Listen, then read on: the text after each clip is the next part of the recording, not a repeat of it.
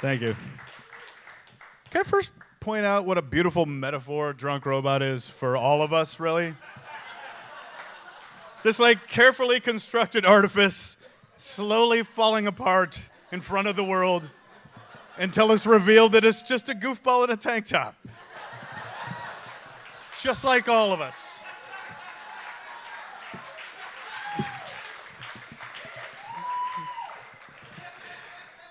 Summer in Sonoma.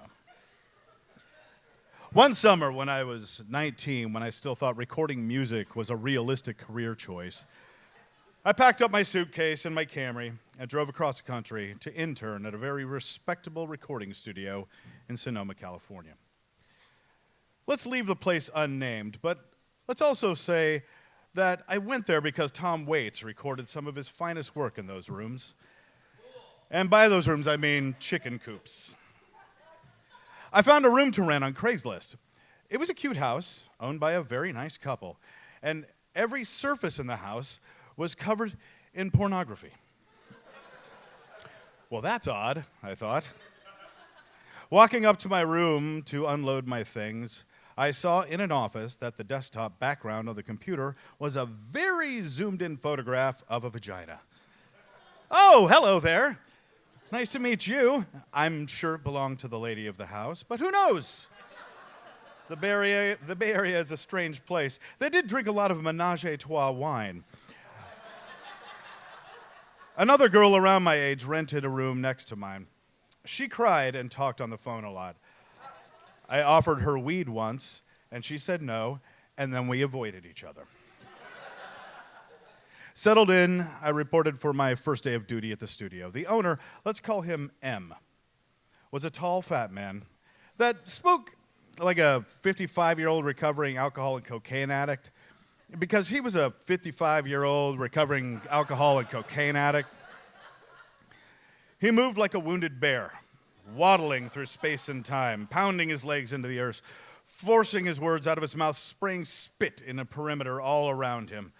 "Joe from Texas," he said. "You know how to use a squeegee? I need you to wash my BMW, and you need to know how to use a squeegee properly." I actually didn't. I didn't know how to use a squeegee properly.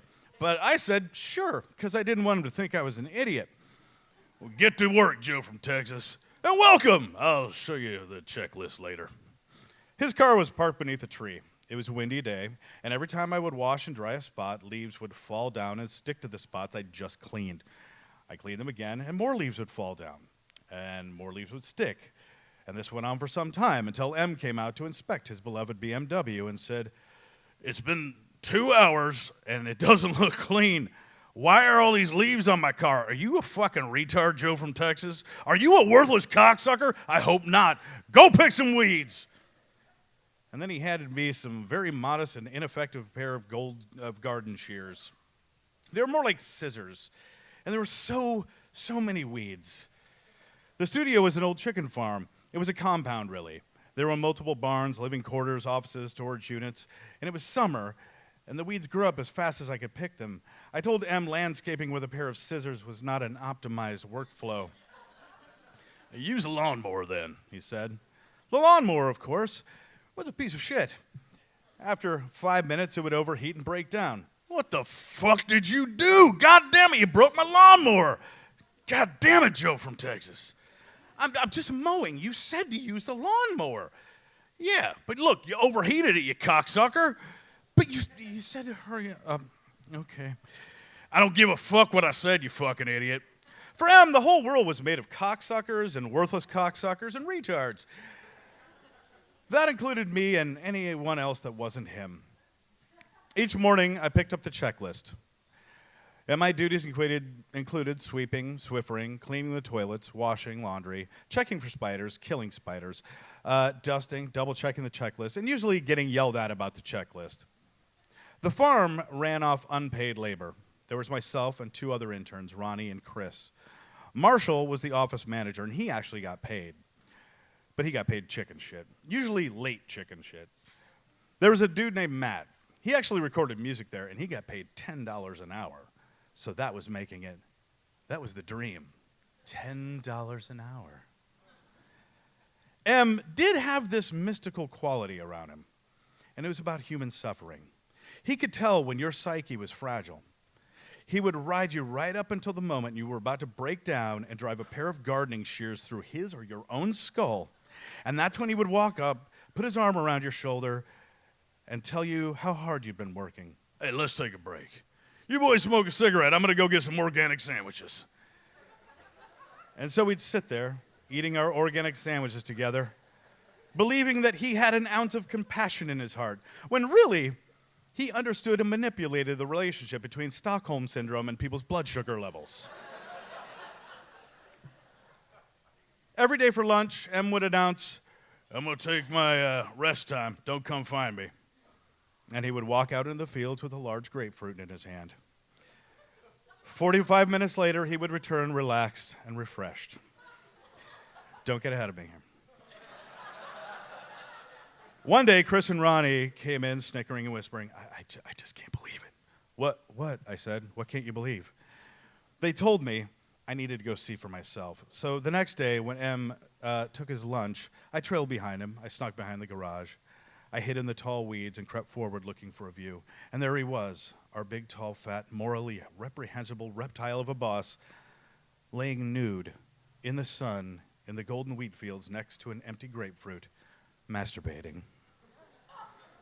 It was like a William Blake poem.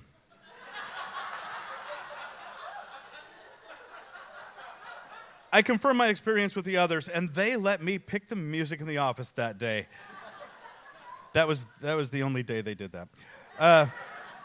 An old woman had a little house on the property. Her family owned some land or something like that. And one day she asked if I could move some soil from her car to her garden. I was happy to help her out.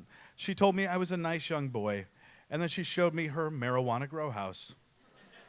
And she made me promise not to tell anyone. Once a week, she would ask me for 10 minutes of help in her garden, and then place an eighth of really, really good weed in my hand, always reassuring me that I was a nice boy. One of our most important duties was that of night watchman. Many clients chose to sleep until 3 in the afternoon, which meant they worked until 3 in the morning. So each night, when the rest of the staff went home, I would get high and assume my watchman duties, pacing outside, smoking cigarettes, and watching the office cat square off, but never engage with the local raccoons. And then I'd pick some guitars from the storeroom and noodle around until the engineers told me I could go home. Usually by then it was 4 in the morning, and the idea of driving back home to fall asleep for a few hours and driving back to work at 8 seemed pointless. So I slept on the couch, set my alarm, pretending I just got there early in the morning the next day. Sleeping where you work is a great way to lose your grounding in reality. Oh, and then I wrecked a car at Bohemian Grove. I don't know if you know what that is, if you've heard of Bohemian Grove, but Alex Jones has a really popular YouTube film on it. It's a beautiful redwood enclave full of rich Republican fascists, and they take your phone, there's no photographs allowed, they don't allow women after lunch, and they all get naked in hot tubs together. But everyone in California gets naked in hot tubs with each other, myself included. Anyway, I backed the van into a redwood. It's really hard to drive in a treehouse city. M did not notice the dent. The day before I made up my mind to leave, M rented a tractor. His friend Jorge was going to tractor the field. The grain had grown too tall because it was summer, and it was time for trimming. At some point, Jorge had to take a break, and M, because he hated himself and everyone and everything in the whole world, wanted to keep going. So he told me that I had to use the tractor. I did not know how to use a tractor. It's harder to use than a squeegee. I told him that several times, but he insisted and gave me terrible instructions, and I actually did it. I was tractoring. That's probably not the right word, but I'm not a farmer. And that's when I ran over the baby turkeys. I heard their screams, and I went down to see their mangled bodies, and I couldn't do it. I saw the mother looking for her children, crying out in turkey wails. And then I cried too. I wept, and I made up my mind right then. I was not going to leave the next week, but the next day, I was done. I was completely done. I had a long, drawn-out conversation with M in my head, telling me that even though he was a vegetarian, he should eat a really big bag of dicks.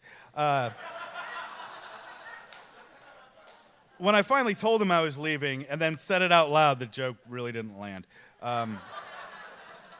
He did give me a big hug and said he was sorry to see me go, and I left. Chris, Ronnie, and Marshall called me when they got off work that day. They wanted to hang out, and they really never got to know me. I told them I wasn't 21 and didn't have an ID, but they promised they knew a place. I went over to their apartment, and they proudly raised up a six-pack of Lone Star Light. For Texas Joe, they said. We had to drive an hour to get this. We drank the Lone Stars, smoked a joint, and went to a bar where they promised I wouldn't be ID'd. Chris and Ronnie were acting strange. What, do you want them? I don't know. Do you want them? Nah, we shouldn't. But it's a special occasion. Anyway, they spent $120 on a shitload of the best coke I ever did. And we went back to their apartment with some girls. I don't remember a whole lot, but I do remember Ronnie confiding in me a story about sticking a wine bottle up his ass at Bonnaroo in exchange for some ecstasy. And then Marshall telling me that I had to promise to keep playing guitar because I was really good, man. You really got something. I remember us being on the beach and it being dark, and I looked up and saw the whole Milky Way above me, and I finally understood why they called it the Milky Way, because it looks all milky. You all know. And I remember the despair of driving home, all out of drugs with nothing to be done, grinding our teeth, letting dread overtake us as the sun rose. I get home at 7:30, and because everyone else had gone to work, I smoked a joint in the backyard and tried to get some sleep, but my brain was all scrambled. I just lay there grinding my teeth and thinking about how terrible the world is. Deprived and dysphoric, I drove 8 hours to L.A., accompanied by the only thing on my iPod, Lolita, as read by Jeremy Irons. Mr. Irons' performance was compelling and brought a new depth to the classic text that I hadn't known was there. I checked into a shitty hotel, and then I realized I'd left one thing in my room, a piece of gum stuck to the bed. The landlords never attempted to contact me. I made it back home. A year later, I emailed M asking for a letter of recommendation, and he sent me a very nice, thoughtful letter on how I worked hard, didn't complain, and was a well-adjusted and effective communicator. For a raging piece of shit with the emotional intelligence of a 12-year-old that should eat shit and choke to death on it, I guess he wasn't all that bad. And that was my summer in Sonoma.